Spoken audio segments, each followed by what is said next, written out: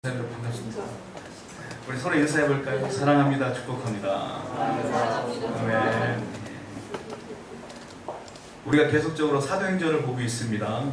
이제 사도행전이 얼마 안 남았어요. 왜냐하면 오늘 본문을 보니까 사도 바울이 재판을 받게 되는데 지금 가이사랴에서 재판을 이제 마지막으로 받고 이제 로마로 가서 재판을 받고 이제 순교하는 장면이 나올 거예요. 사도 바울의 인생은 그렇게 마감을 하게 됩니다. 이번에 GOP 사건 때문에 말이 많은데요. 저도 군대를 갔다 왔어요, 사실은. 군대를 갔다, 지금은 모르겠지만 저가 있을 때도 조금 인격적인 부분들이 많이 훼손되어지는 부분들이 많이 있었어요, 군대가. 그러나 잘 견뎠죠, 모든 사람들이. 잘 견디고 다 제대로 했어요. 특히 유격훈련이라는 훈련이 있는데 계급 다 떼고 훈련받는 거잖아요. 거기는 솔직히 말씀드리면 인격 잘 대우 못 받아요, 거기서. 너무 힘들게 훈련받을 때가 많아요. 근데 나중에 그 이유를 알게 돼요. 왜 훈련받았는지에 대해서. 왜냐하면 전시 상황에 놓여졌을 때 훈련을 열심히 받고 땀을 흘린 사람들은 자기도 모르게 몸이 반응하다 보니까 살아나갈 가능성이 높다고 해요. 그러나 훈련을 제대로 못 받은 사람들은, 훈련을 게을리했던 사람들은 마치 전시 상황이 닥치면 어찌할 바를 몰라서 사망하는 경우가 높다고 해요. 그래서 훈련을 굉장히 어렵게 하는 경우가 많습니다. 여러분 신앙생활 할 때도 보면 하나님이 우리를 훈련시킬 때가 종종 있으세요. 아니 어쩌면 평생 훈련시킬 때도 있을 것 같아요. 그런데 그 이유를 아셔야 돼요. 하나님이 나를 훈련시키는 이유는 내가 망하기를 원해서 하나님께서 그렇게 함정을 파놓는 게 아니다라는 거예요. 하나님이 나를 훈련시키는 이유는 영적 전쟁에서 내가 승리하기를 원하시기 때문에 훈련을 시키시는 거라는 거예요. 근데 그 훈련의 방법이 굉장히 다양해요. 내가 망할 때도 있고요. 자존심이 상할 때도 있고요. 내 원대로 안 될 때도 있어요.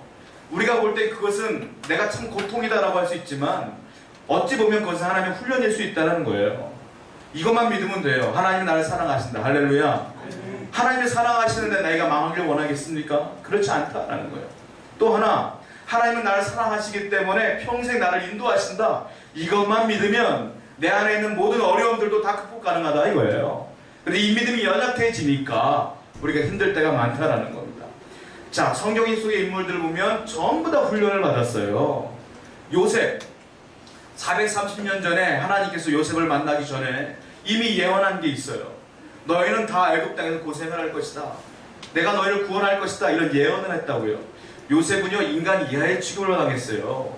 노예로 팔려갔다는 겁니다. 지금도요, 우리가 직업이 좋지가 않으면 사람들이 무시받을 때가 많잖아요. 이 당시 노예는 인간 취급을 못 받았어요.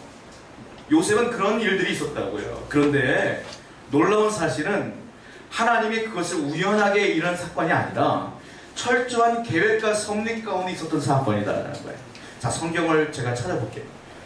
자, 창세기를 보세요. 창세기 15장 13절부터 14절을 보세요. 창세기 15장 13절부터 14절을 보면 하나님이 그 예언의 말씀을 하십니다. 같이 한번 읽어볼게요. 창세기 15장 13절부터 14절 시작. 여호와께서 아브라함에게 이르시되 너는 반드시 알라. 내 손이 이방에서 계기되어 그들을 섬기겠고 그들은 400년 동안 내 자손을 괴롭히니 그들 섬기는 나라를 내가 증거할 수 있며 그 후에 내 자손이 큰 재물을 이끌고 나오리라. 아브라함에게 하신 말씀입니다. 뭐라고 하시는 겁니까? 너의 후손이 이방의 객이 될 것이다. 즉 애굽의 종이 될 것이다 이 말이에요. 그런데 맨 마지막 절이 뭐라고 써있어요? 그런데 내가 그들을 징벌할 것이며 네 자손이 큰 재물을 이끌고 나오리라. 출애굽을 의미하는 거예요. 하나님께서는 이 예언을 성취하기 위하여 요셉을 거기에 보내신 거예요. 그러기 위해서 그렇게 철저하게 훈련시킨 거예요. 왜요? 교만한 상태로 가면 안 되기 때문에 노예라고 하는 엄청난 곳까지 떨어뜨려 보신 거예요. 하나님께서. 요셉이 이 사건을 압니까? 이거 아브라함에게 하신 말씀인데 자기가 선택된 거 알겠어요? 모르죠? 그러나 요셉은 잘 견뎠어요. 믿음으로 견뎠어요. 그랬더니 하나님의 통치가 이루어지는 거예요. 여러분, 여러분의 있는 사건들 어쩌면 다 하나님의 섭리 가운데 계획가로 있는 겁니다. 너무 확신합니다. 왜냐? 다 하나님의 숨은 뜻이 있기 때문이라고 믿습니다. 그러므로 잘 이겨내는 게 중요해요. 다윗도 마찬가지예요. 다윗도 사울에게 17년이나 쫓겼어요. 17년 동안 하루도 빠지지 않고 쫓겼어요. 왜요? 낮아지게 하기 위해서 훈련시키신 거예요. 그 외에 얼마나 많은 사람이 있어요. 요나, 욥, 다니엘, 예레미야, 룻, 에스더, 수많은 사람들이 다 이런 어려움이 있었다고요. 어쩌면 인간 이하의 취급을 당하는 고통도 있었다고요. 그 이유는 하나예요. 그들에게 시험과 훈련을 시켜요 성숙한 사람을 만들어 하나님의 종이 되게 하기 위함이었다라는 겁니다. 하나님은 이 어려운 상황에서 절대로 그들을 떠나지 않았어요. 자, 제가 이 얘기를 왜 하느냐? 오늘 본문에 나온 사도 바울도 마찬가지이기 때문에 그래요. 사도 바울도 훈련을 당하는데 어디서 당하느냐? 감옥에서 당해요. 감옥에서. 여러분, 감옥, 우리가 볼 땐 감옥 갔다 오신 분들이 없잖아요. 감옥이 어딘지 다 몰라요. 우리는. 저는 군생활을 경비기도들을 했기 때문에 일반 감옥을 지키는 일을 2년 2개월 동안 했어요. 그러니까 감옥이 어떤 곳인지 잘 알아요. 저는 재판당할 때 제가 운전해서 재판소까지 법원까지 다 내가 데리고 재판기관까지 다 보다가 오고 막 이랬거든요. 그러니까 그들이 어떤 상황인지 알아요. 감옥이라고 하는 곳은 어디냐면 세상에서 가지고 있던 건 다 잃어버린 사람들이 오는 곳이에요. 인격, 자존심, 돈, 집 다 잃어버린 사람들이 오는 곳이 감옥이에요. 다 포기하고 인생의 밑바닥이라고 할 수 있어. 어쩌면 거기에 온 사람이 감옥에 있는데 거기에 온 사람까지 누가 포함되어 있는 거예요? 지금 바울이 포함되어 있는 거예요. 바울이. 사도 바울이 어떤 사람이에요? 알다시피 주의 복음을 위해 산 사람이에요. 가말리엘 문화생이었고 유대인 중에 유대인이었고 로마 시민권자였는데 그가 감옥에 있어요. 거기서 훈련받는 거예요. 자, 여기까지 보면 사도 바울은 속상했을 것 같고 억울할 것 같지 않습니까? 그런데 하나님의 말씀을 통하여 사도 바울에게 이런 놀라운 일들을 이기게 하십니다. 자, 첫 번째로 본문으로 돌아옵니다. 본문 1절부터 5절까지를 보세요. 사도행전 오늘 읽은 말씀 1절부터 5절까지를 같이 한번 읽어볼게요. 읽겠습니다. 시작. 베스도가 부임한 지 3일 후에 가이사랴에서 예루살렘으로 올라가니 대제사장들과 유대인 중 높은 사람들이 바울을 고소할세 베스도의 호의로 바울을 예루살렘으로 옮기기를 청하니 이는 길에 매복하였다가 그를 죽이고자 하니로나 베스도가 대답하여 바울이 가이사랴에 분류된 것과 자기도 멀지 않아 떠나갈 것을 말하고 또 이르되 너희 중 유력한 자들 나와 함께 내려가서 그 사람에게 만일 옳지 아니한 일이 있거든 고발하라 하니라. 첫 번째로 하나님은 바울을 거기에 감옥에 가둔 이유가 있어요. 무엇을 훈련시키기 위함인지 아십니까? 바로 초라함을, 내가 초라해진 초라함을 극복시키기 위한 훈련 장소가 여기였어요. 제가 말씀드렸어요. 바울은 유대인 중에 유대인이요 로마 시민권자였고 최고의 학부였던 가말리엘에게 훈련받았던 사람이에요. 그는 율법학자를 해도 되고 바리새인으로서 제자들 양손해도 되는 사람이에요. 근데 그 사람이 지금 감옥에 있는데 더 놀라운 일이 1절에 있어요. 제가 읽어드릴게 보세요. 눈으로. 베스도가 부임한 지 3일 후에 가이사랴에서 예루살렘으로 올라갔다 했어요. 자, 감옥에 맨 처음에 갇혔을 때의 총독의 이름이 있었는데 그 사람은 벨릭스였어요. 근데 지금은 누가 나와요? 베스도가 나와요. 무슨 말이에요? 감옥에 갇힌 지 2년이 흐를 동안에 총독이 바뀌었어요. 지금 바뀌고 지금 바뀐 지 얼마 됐어요? 3일 후에. 부임한 지 3일 후에. 이제 3일 전에 부임한 거예요. 그리고 베스도가 부임하면서 엄청난 잔치를 벌였다고요. 나라에서. 각양 많은 재물과 음식과 그리고 많은 위에 높은 사람들이 와서 축하 인사를 건넸다고요. 그 소식이 바울에게도 들렸어요. 어디서? 바울은 감옥에 있는데. 바울은 감옥에 있는데 누군가는 대통령으로 취임한 거랑 똑같은 거예요. 화려한 그리고 거기에 온 손님들 가운데 누가 있었나? 대제사장이 있었어요. 바리새인들이 있었어요. 그 사람들이 누구예요? 바울을 2년 전에 죽이려고 모략했던 사람들이 다 거기 있어. 바울의 입장에서 볼 때는 비교가 됩니다. 어떻게 비교가 되냐면 나는 주의 복음을 위해 살았으나 감옥에 있구나. 그러나 주의 복음과 상관없이 살았던 저들은 권력을 얻었고 명예를 얻었고 돈을 얻었고 힘을 얻었구나. 자, 여기서 얼마나 많은 초라함이 있겠어요. 자는 평생 주의 복음을 위해 살았는데 2년 동안 감옥에 갇혀 있고. 그러나 하나님의 섭리가 거기 있는 거예요. 바울은 그 초라함을 이겨야 될 사명이 있는 거예요. 여러분, 인생을 살다 보면 우리도 이런 초라함일 때가 있어요. 자, 거기다 더 나갑니다.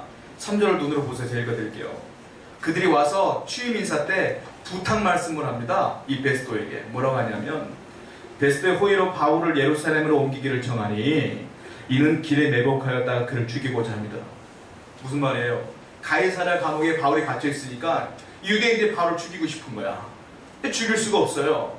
2년 전에 죽이려고 했잖아요. 근데 여전히 죽이려고 하는 거예요. 총독에게 뭘 부탁하냐면, 자, 바울을요 좀 감옥을 예루살렘으로 옮겨주세요. 그 이유는 옮기는 도중에 바울을 암살하기 위하여 작전을 짠 거예요. 이게 이 소식을 바울이 알아요. 얼마나 허망하겠어요. 주의 복음을 위해 살았는데 나는 감옥에 갇혀있고 여전히 그들 날 죽이려고 하고, 얼마나 인생이 허무하고 헛산 것 같은 느낌이 들지 않겠습니까? 이런 초라함이 그에게 있어요. 여러분, 어린아이가 어린아이 이런 말이 좀 그렇지만 어린아이가 아무것도 없이 초라하면 부모로부터 동정이라도 얻어요. 학생이 내 자식이 초라해지면 부모가 동정하지 않습니까?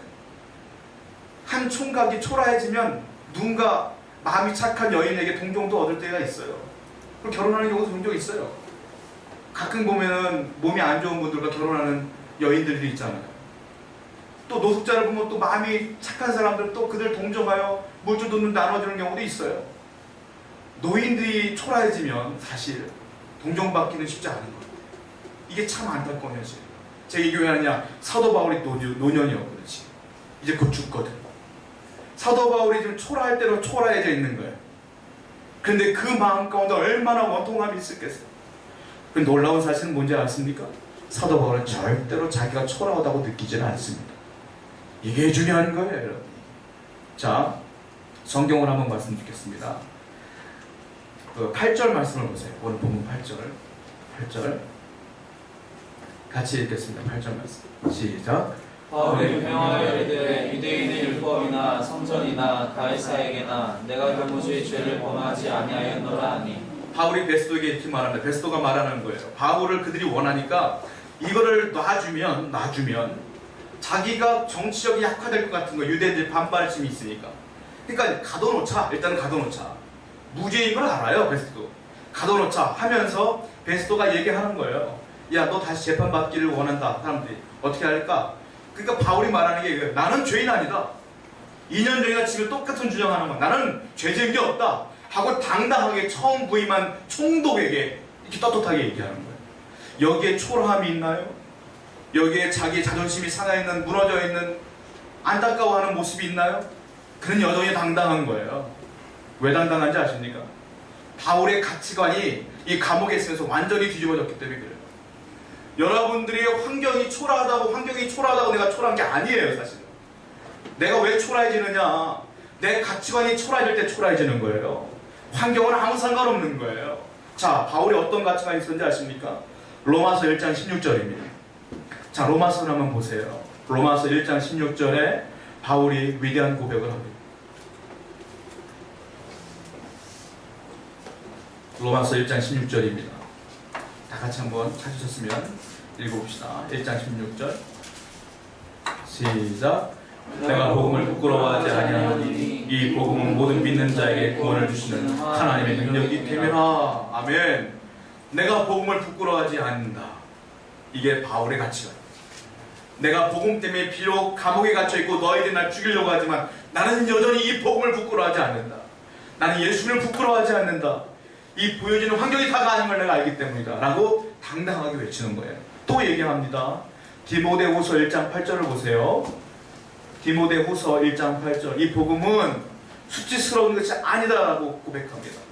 디모데후서 1장 8절입니다. 같이 한번 읽어볼게요.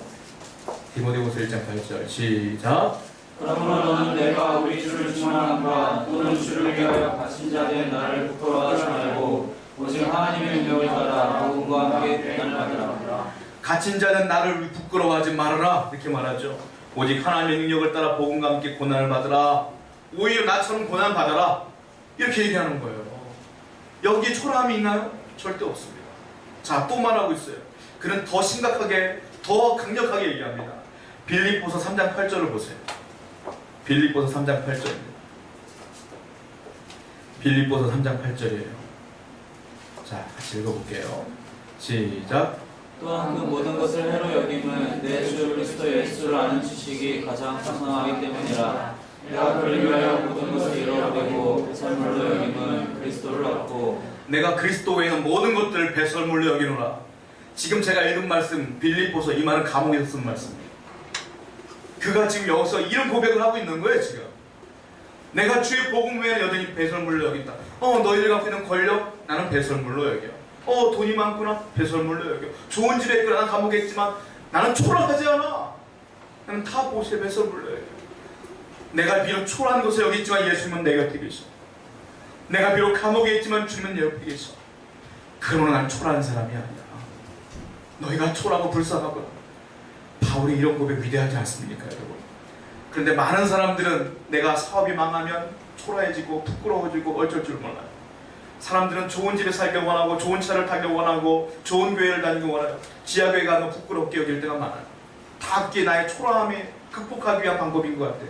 그러나 그렇지 않아요. 예수님은 내가 어느 곳에 있든 거기 계시면 거기 초라한 곳이 아니라 천국인 줄로 믿습니다. 여러분이 거한 그곳이 하나님이 계신다면, 주님이 내 옆에 계신다면 초라한 곳이 아니고 거기가 위대한 땅이 되는 거예요. 바울은 비록 감옥에 있지만 거기서 위대한 고백하는 거예요. 주님이 내 옆에 있기 때문에 나는 아무렇지도 않아. 그래 날 놀려봐 상관없어. 이런 당당함이 여러분 가운데 있기를 바랍니다.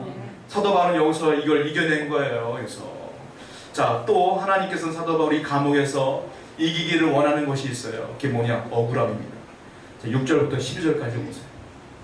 본문 사도행전 25장 6절부터 12절까지 한번 읽어볼게요. 자, 읽겠습니다. 시작. 베스토가 그들 가운데서 8일 10일을 지낸 후 가이사로 내려가서 이튿날 재판자리에 앉고 바울을 데려오라 명하니 그가 나오면 예루살렘에서 내려온 유대인들이 불러서서 여러 가지 중대한 사건으로 고발하되 능히 증거를 대지 못한지라. 바울이 변명하여 이르되 유대인 율법이나 성전이나 가이사에게나 내가 도무지 죄를 범하지 아니하였노라 하니 베스토가 유대인의 마음을 얻고자 하여 바울더러 묻되 네가 예루살렘에 올라가서 이 사건에 대하여 내 앞에 신문을 받으려느냐.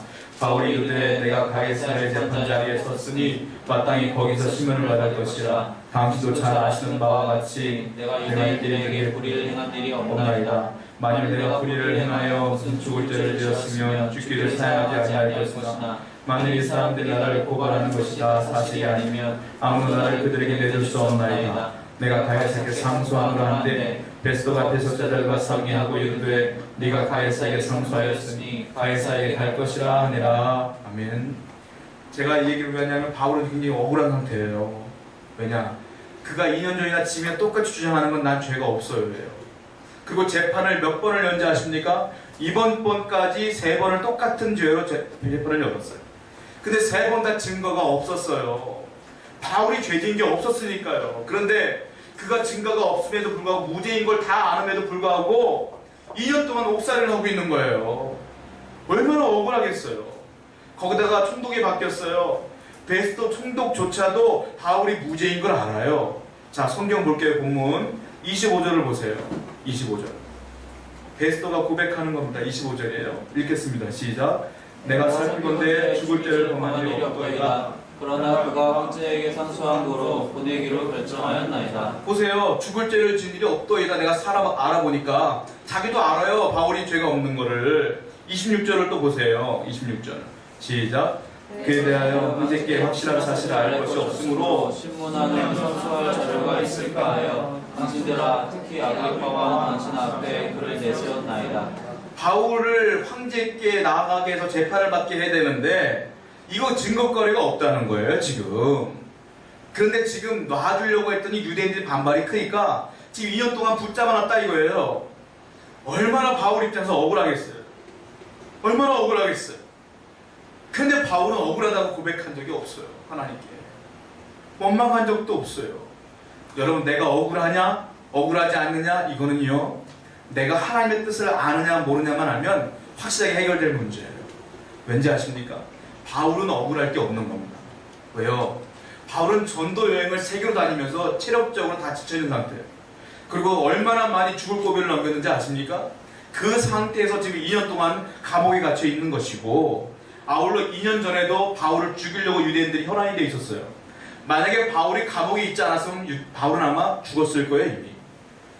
자, 보세요. 바울이요, 옥중서신이라는 게 있어요. 옥에서 쓴 성경이 있어요. 아까 봤던 빌립보서도 옥에서 쓴 거라고요. 빌레몬서도 옥에서 쓴 거라고요. 옥에서 성경을 썼어요. 이 성경 우리가 읽고 있는 거 아니겠어요? 바울 입장에서 볼 때는 억울하죠. 2년 동안 옥에 갇힌 게. 그러나 하나님의 섭리였다. 바울을 안전하게 보호하기는 그 감옥이 최고의 자리였어요. 바울을 살려야 되는 하나님의 사명이 있었어요. 왜? 로마까지 가서 복음을 증거해야 되니까. 근데 가장 안전한 방법은 감옥이었던 거예요. 그리고 그 감옥에서 하나님은 이 바울을 떠났느냐? 아니요. 더 가까이 있었어요. 그러므로 그가 묵상한 바를 편지로 쓴 것이 우리가 읽고 있는 성경 아니겠습니까? 바울이 감옥에 없었으면 성경에 나오지 않았을 거예요. 여기 하나님의 은혜가 있어요. 여러분, 우리는 억울할 때가 많죠. 아무개 때문에 억울하고 누구 때문에 억울하고 이런 상황 때문에 억울할 때가 많죠. 그러나 그 억울함 다 하나님의 섭리 가운데 있는 줄 믿습니다. 그 억울함이 하나님의 은혜 가운데 있는 거라고 생각한다면 억울할 것도 없고 하나님의 은혜 가운데 감사가 터져나오지 않겠어요? 우리 인생 지금 끝이 아닙니다. 더 살아야 되고 하나님의 은혜를 더 봐야 되지 않겠습니까? 이것이 하나님의 은혜예요. 자, 바울은 이 억울함을 어떻게 이겼을까요? 생각이 달랐기 때문에 그래요. 성경을 보겠습니다. 히브리서 10장 30절입니다. 히브리서 10장 30절이에요.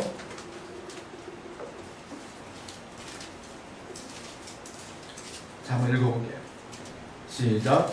원수가 한 것이 내게 있으니 내가 바꾸라 하시고 또 다시 주께서 그의 백성을 심판하라 말씀하신 것을 우리가 아노니. 원수 갚는 건 누구에게? 하나님에게. 바울은 그걸 고백하는 거예요. 원수 갚는 건 하나님에게 있습니다.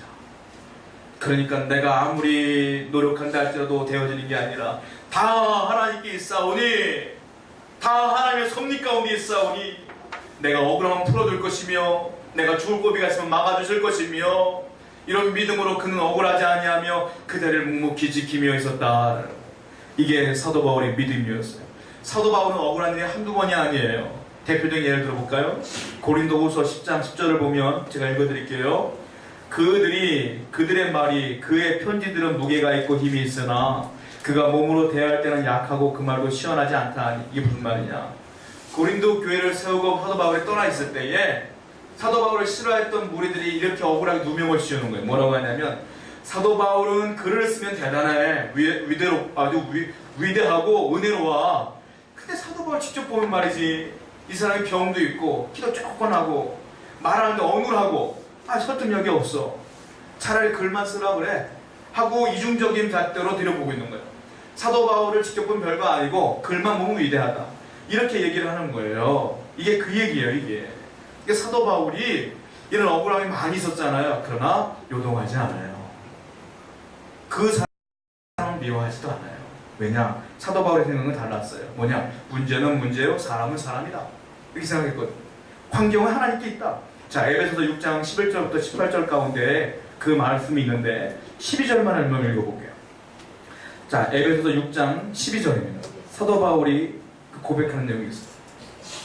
에베소서 6장 12절입니다. 한번 읽어보세요. 에베소서 6장 12절 시작. 우리의 죄를 혈과 육을 성내한 것이 아니요 통치자들과 권세들과 이 어둠의 세상 주관자들과 하늘에 있는 악의 영들을 상대함이라. 사도 바울은 억울했어요. 분명히 억울했어요. 그러나 그는 싸우려고 하지 않았어요. 왜냐? 우리의 싸움은 뭐 했어요? 혈과 육에 대한 게 아니다. 우리의 싸움은 어디 했어요? 악한 영과 싸우는 게 우리의 싸움이다. 그러므로 악한 영이 그들을 통하여 싸우게 하는 거지, 그들을 미워할 일도 없다, 억울할 일도 없다. 나는 하나님께 기도할 뿐이요, 하나님께서 악한 영을 제압하기를 위해 나는 기도할 뿐이로다. 억울할 것도 없고 추도할 것도 없도다, 이 고백하는 거예요. 성도님 여러분, 여러분 삶 가운데 괴롭히는 누군가 있습니까? 상황이 어렵습니까? 다 모든 것이 하나님께서 해결하지 않으면 해결되는 게 없어요. 여러분, 우리가 할 수 있는 건 뭐예요? 기도 외에 이런 영혼에 갈 수가 없느니라. 주님께서 이 사건에 개입하기를 위하여 기도하는 것 뿐일 줄로 믿습니다. 그럼 우리는 하나님께 나아가는 거예요. 그래서 사도 바울은 이 시험도 능히 이겼어요. 놀라운 일이죠. 자, 마지막으로 사도 바울이 훈련받는 게 있습니다. 그게 13절부터 27절까지인데 너무 길어요. 이건 제가 스킵하고 제가 얘기해 드릴게요. 자, 무엇을 훈련받느냐 하면 지루함을 훈련받습니다. 지루한 것들을 이길 수 있는 훈련을 하나님께서 그를 감옥에서 훈련시키시는 거예요. 자, 13절 말씀만 읽어볼게요. 본문 13절입니다. 읽어볼게요. 시작. 수요일 후에 아그리빠 왕과 보디게가 베스토에게 문안하러 가야사랴에 와서 아까 읽었던 거예요. 수요일에 부임해서 온 거예요. 하는 말이 뭐냐? 부임하자는 말이 뭐냐? 유대인들이 널 노라고 한다. 자, 재판할 거야. 내가 안 그러면 내가 지지력을 잃어버릴 것 같아. 하겠느냐? 바울은 하겠다. 그리고 또 어떤 일이 벌어진지 아세요? 19절 말씀 보세요. 19절 말씀 읽겠습니다. 시작. 오직 상실해드린 그 예수가 네가 죽은 것을 살아있다고 바울이 주장하는 그 일에 관한 문제로 고발하는 것뿐이라. 자, 13절부터 그 사이에 무슨 일이 벌어지냐면 손님이 찾아와요. 헤롯 아그리파 2세가 와요. 즉 헤롯의 자손이죠. 그 사도 야고보를 죽인 사람이 헤롯 아그리파 1세입니다. 그 사람이 야고보를 죽였어요. 그 아들이 이때의 총독, 이들의 헤롯 분봉왕으로 있었어요. 그 아들이 왔는데 누구랑 왔느냐면 한 여인과 왔어요. 누구냐면 버니게라고 하는 여인과 왔는데 그 버니게가 누구냐면 헤롯 아그리파 2세의 여동생이에요. 한 살 밑에 있는 여동생이에요. 근데 어떤 일이 벌어지냐면 이 두 사람이 서로 사랑하는 사이라고 소문이 났어요. 그 우리가 볼 때 좋은 게 아니잖아요. 그러니까 인격적으로나 뭐로나 사도 바울보다 훨씬 못한 사람들이 권력만 주고 있는 거예요. 이 사람들이 와서 이 총독이 뭐라고 하냐면 내가 재판을 열려고 하는데 왕 앞에 또 열려고 한다. 그 전에 너희들이 한번 봐라. 그리고 이들 앞에서 또 재판을 열어요. 총 이 똑같은 사건을 몇 번 여냐면 4번 열어. 4번. 사도 바울의 입장에서부터 얼마나 지루하겠어요. 이게 빨리 끝나야 되는데 이 똑같은 사건을 2년 이상 흘러가는 거예요. 이게 지금 되어지는 건 하나도 없고 똑같이 계속 이루어지는 거예요. 이 지루함을 사도 바울은 지겹다 힘들다 하지 않아요. 하나님의 뜻이 있을 거야 라고 믿고 기다리고 있는 거예요. 이 지루함을 뭐라고 표현할 수 있습니까? 인내입니다. 인내. 여러분, 하나님께서 역사하실 것을 지루하지만 기다리는 거예요. 내가 급한 마음으로 해결하려고 애쓰지도 않아요. 그냥 하나님께 맡기고 기도하는 것뿐이에요. 그때 이 일이 하나하나 해결되어지고 나오는 거예요. 조바심은 여러분들의 사건을 해결하는데 하나의 도움이 되지 않습니다. 내가 조바심이 있는다고 해서 하나님의 달력이 빨라지는 게 아니에요. 하나님의 때에 하나님의 방법으로 이루어지는 게 하나님의 뜻 아니겠습니까? 그러면 아직도 그 사건이 그대로라면 우리는 그냥 기다리며 치료하지만 인내하며 기도하며 하나님께 나아가야 될 줄로 믿습니다. 이것이 하나님의 은혜예요. 하나님은 사도 바울이 조바심 내는 이 사도 바울을 바꾸시기를 원했던 것 같아요.